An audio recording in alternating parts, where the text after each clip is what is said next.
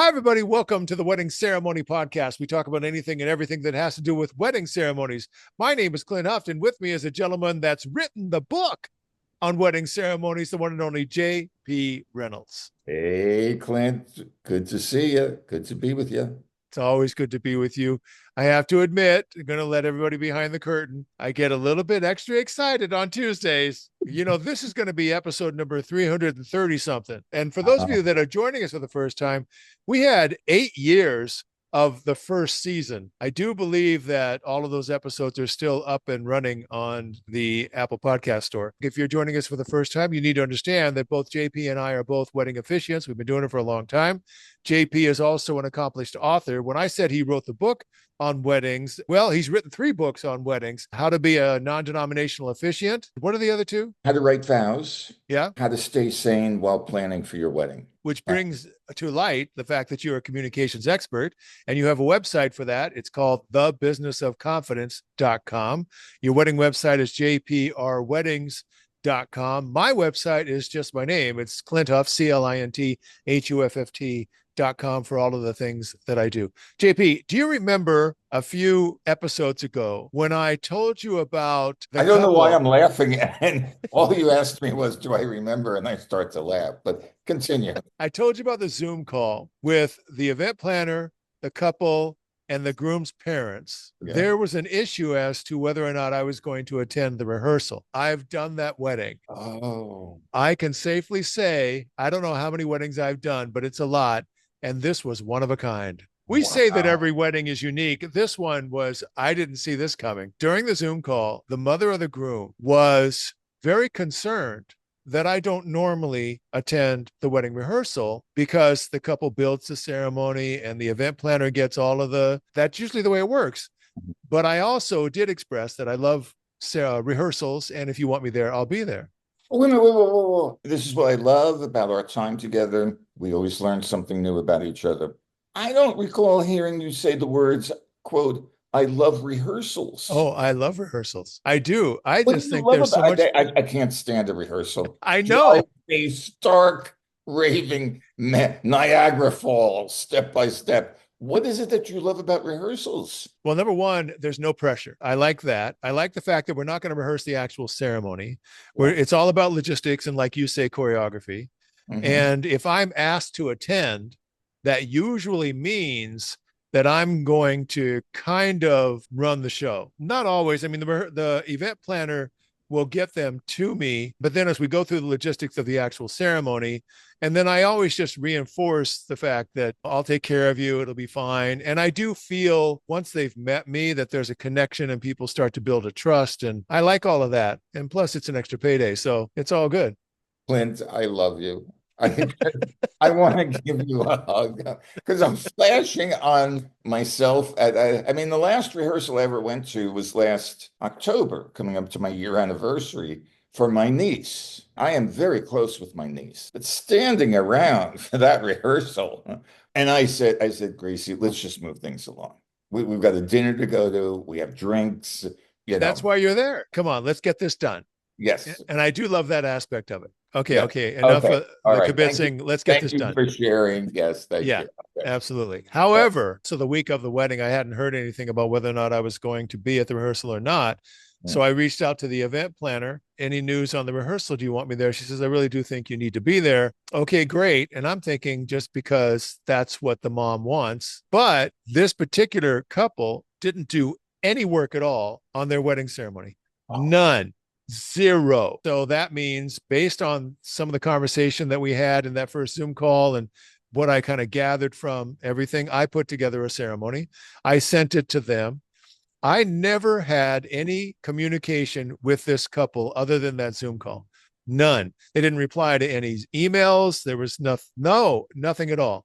I sent them the ceremony the week before and said, take a look at this. Feel free to change anything, but this is what we have so far because they didn't give me anything. I didn't hear anything back from that. A day before the rehearsal, I got an email from the mom. I could tell she had gone to ChatGPT because all she did was copy and paste, and it still said Chat GBT at the top. What is a typical wedding ceremony? And she sent me that. You just pretend I'm not here. You just keep talking. I can't have my eyes open. I have to hug myself. I'm just like, oh my God.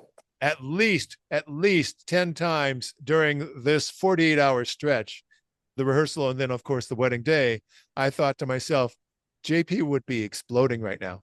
JP would have blown up at this point. I mean, literally fragments of JP all over the coast. I kind of chalked it up to, well, that's one of life's great adventures. Let me continue. We're at the rehearsal. Oh, first of all, she comes up to me and said, "Did you get the email that I sent you?" I said, "Yes. Everything that you sent me, that's pretty much what I do. That's what's in the ceremony." Okay. And she was very concerned. We get into the rehearsal, and out of the clear blue, she starts throwing stuff in. "Where's the flowers to the parents?" I said, "We're going to give This is the flowers." mother of the bride. The mother, the groom. The The mother. bride is from another country, and her parents actually were flown in at the last second. That comes into play on the wedding day. Oh, JP, this is only chapter one. She starts throwing stuff in. "Where's the flowers to the parents?" And I said, "We're going to do flowers to the parents." And I look at the event planner. I said, "I guess we're doing flowers to the parents." And I said, "That will be after they exchange rings." "Well, where are the readings?" I said, "Well, they didn't choose any readings. Did you have something in mind?" Now I realize I'm just talking straight to the mom, kind of like the rehearsal. Let's get this over with. Well, I just need to talk to the person that's driving the ship, right? So I said, "What readings did you want?" And she said, "Whatever the bride wants." And I'm thinking the bride doesn't care. But I looked at her and I said, "Did you have anything in mind?" And then she also said, "Who's going to do the readings?" I said, "Who do you want to do the readings?" And she said, "Well, I'll do one. And then the maid of honor should do one." And I looked at the maid of honor and she said, "I'm doing a reading?" This is all at the rehearsal. The mom said, "Let the bride choose what reading she wants." And the bride has that look on her face like, "I don't know." "Well, there is that one about love is patient, love is kind." "Oh, that's my favorite." "Okay, then that's what you will read," the maid of honor. "What do you want to read, mom?" "Well, I don't know." I said, "You pick out whatever you want. And if you would please send it to me and I'll have it printed." And so there you go. Now we know what the readings are and who's doing them. This is all at the rehearsal. Okay. Then when are we going to do the readings? Well, I thought that maybe after my opening remarks that we would bring you up and you could do your readings back to back. The mom says, "No, no, because if the readings are back to back, that's going to be boring for all the guests. No, we should split them up." I said, "Okay, we'll split them up." Then there was this whole thing about the placement of the wedding party. There were 5 girls and 5 guys. How big is her dress and her train? Well, it's really big. And so I looked at the maid of honor and I said, "Well, you're going to have to be outside of that." And I looked at the guys and I said, "Just do whatever they do. Just make it equal." The mom said, "No, they're too far away." And that's what the rehearsal was all about. Oh, I need to get my heart medicine. I'm gonna go into AFib.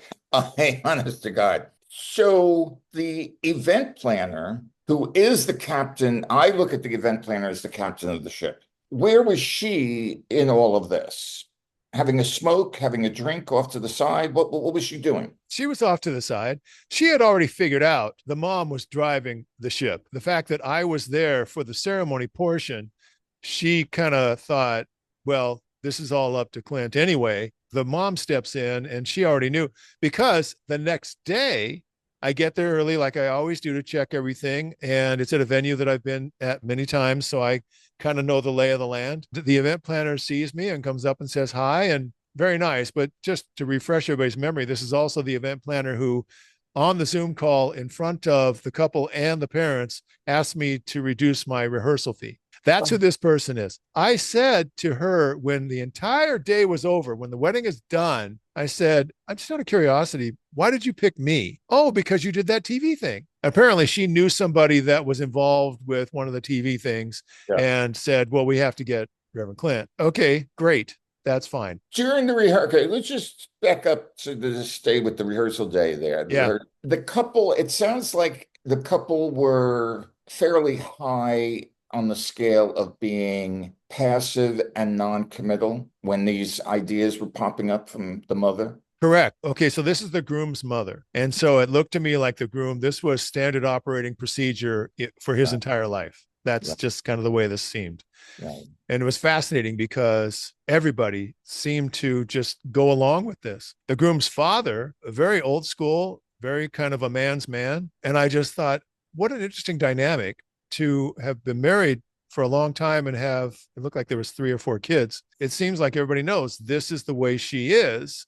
And it's so much easier if we just go along with the way she is. Now, the best man was the brother of the groom. And it looked to me like he was over it. He said a couple of things that made me think he knows the way his mom is and he doesn't necessarily like it, but it's not his wedding. You're right. It is good that I was not anywhere near this woman. So then, Oh my God.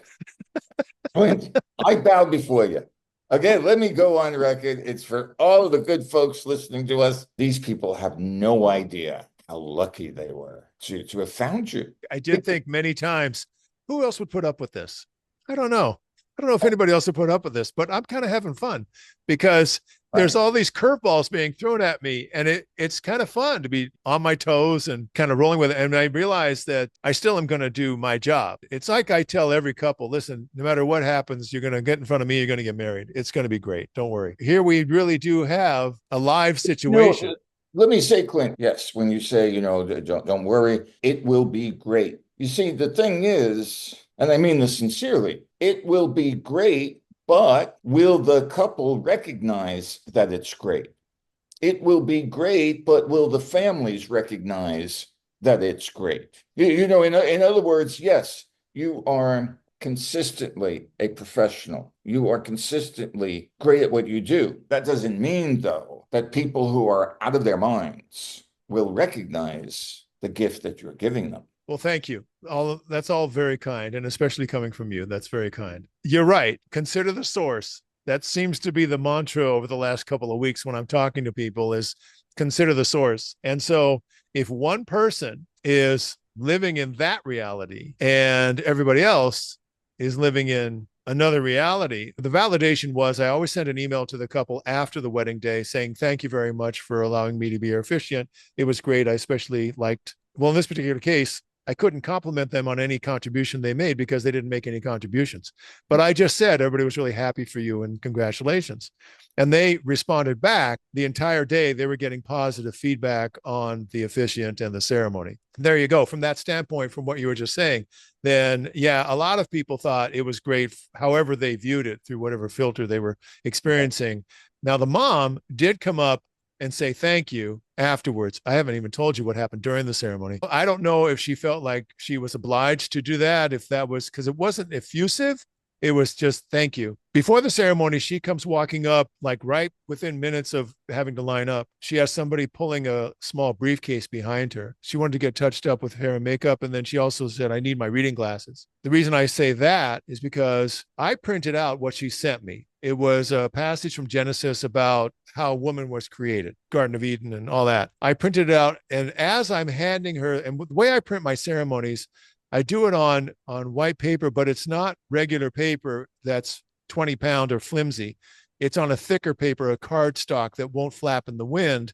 And it's really easy for people to deal with, especially if a reader, and I print out the readings for them, and now they've got something that is secure for them. So she says, I hope it's big because I don't have my glasses. This is what she says to me as she's approaching the microphone to do her reading. And in this particular case, there was not a second microphone. I said, don't worry, they can come up and use my microphone. They'll be right there in front of the couple. It'll be great. I handed to her and she goes, oh, okay, because it was huge and it was perfect. And that went fine. And the same thing with the maid of honor, that went fine. The groom was known by his initials. Let's say that his initials are TJ. They're not, but let's say they are. So during the entire ceremony, I'm referring to TJ and Susan. That's the whole thing. As we get to, it was either after the rings or right before the rings, the mom in the front row says, while I'm talking, says, Reverend. And I looked at her and she goes, Thomas John, meaning she wanted me to use his full name instead of the abbreviation. I've been saying TJ through the entire ceremony. When we got to that point, as we're heading down the home stretch, she goes, Thomas John. And I immediately started saying, okay, for Thomas John and for the next 4 or 5 times that I said his name, I used Thomas John because what do I care? But the fact that she threw it at me during the ceremony was a phenomenal thing.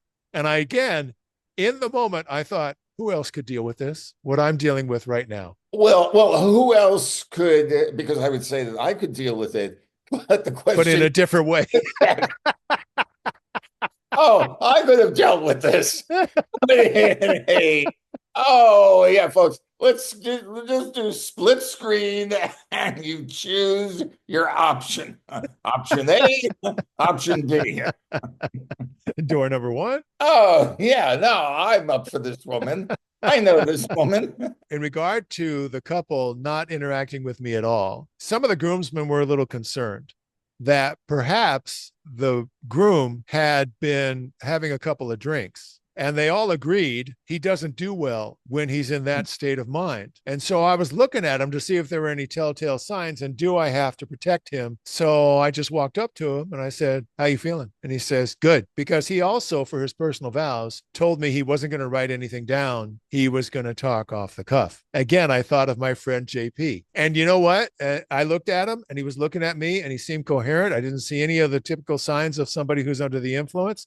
And I thought, well, it's going to be whatever it is. And here we go. There was a technical problem with the microphone. I hold it for them and I hold it towards them. She went first and it was fine. Then the minute that I turned the mic towards him, it started to cut in and out. And I kept doing different because a microphone is just a transmitter. And then where the soundboard is, there's an antenna. And so you just have to make sure there's a clear path. But sometimes somebody somewhere will be trying to do a wireless thing on the same frequency, and that's what makes it cut out. So I said to the sound guy all the way in the back, let's go with plan B, because I always tell every sound guy, if something goes wrong, just come up and fix it so that it's not as awkward as it can be if you're trying to ignore it. But the miracle of the wedding was the groom held out his hand to take the microphone. And I thought, what's the worst that can happen? It's not working right now. He holds onto it and puts it in front of his mouth. Perfect. And he did his entire personal vows. And believe it or not, they were exactly what they were supposed to be. They were succinct. They were heartfelt. He was talking directly to her. He wasn't putting on a show. So the microphone worked great. So I know that there was great audio for the video guys. All of the guests were completely locked in. In fact, he got applause when the microphone started to work for him. And I thought, this is excellent. That's the validation he needed. That's the courage that he needed in order to be able to do what he's about to do. It was the best moment of the entire ceremony, all things considered. Which shows the power of having a couple of drinks before the ceremony. Because it makes the microphone work. You know? Come on, boys. Let's have another. That's really good. But then mom said a couple of things to me during the ceremony, and I just rolled with it. And then they were done, the end of the ceremony, and everybody was happy. And that's the end of that story. No, yeah, not the end of that story. for me. This is the never-ending story. Clint, I've said it before, I'll say it again. I salute you. This woman, had I been there, I can tell you this mother probably be in a convalescent home today. Every now and then. Now, the couple, may I presume the couple were in that late 20s, early to mid? Oh, no. She was in her early to mid 20s, and he was in his mid 40s. Oh, there's a whole backstory. He had a lifetime of experience with Mama. Oh, yeah. So that's Mama, my point. and Mama is what, 70? 70, somewhere in that ballpark. Yes, she was a young mother. Yeah, okay. I would think, yeah. Oh, yeah. This is one of those times where, people always ask us, have you ever married somebody where you didn't think it was going to last? I can't say that about this couple. However, I can say that there is a whole reality show series that is going to happen with this couple and all the surrounding people, and has nothing to do with me. No, I was really happy. In fact, the week of, I even remember saying to my wife, I rarely say this, but I'm going to be really happy when I get to Sunday. But while I'm in the thick of it, I'm thinking, okay, we had a guest last time, so I couldn't bring it up. Right. So I had to wait. I had to be patient and wait until today before I could tell you this whole story. Clint, you're such a fraud, because before this show, folks, it's like, we decide, you're like, do you have something? Do you have something? And you just so calmly said to me, I have something. Like, it's just like some dusty old story that's been sitting on the shelf for months and months. And it's like, oh, and you have Godiva chocolate to share with us. I want to wrap it up. We can't do anything else with this thing. So we got to, all right, Done. JP, tell everybody how they can get in touch with you. If I want them to get in touch with me. All right. It is JP at jprweddings.com. Excellent. Remember, the businessofconfidence.com is his communications website. That was his email, but the regular website is jprweddings.com. check out his books. They're in the Amazon store and in the Kindle store in Amazon. I guarantee you're going to learn a lot more about the world of weddings and how to do it right and what not to do if you look at those books. My website is my name, Clint Huft, CLINTHUFFT.com, for all of the things that I do. That's it for this episode of the Wedding Ceremony Podcast. This is Clint, and on behalf of JP, we will see you next time.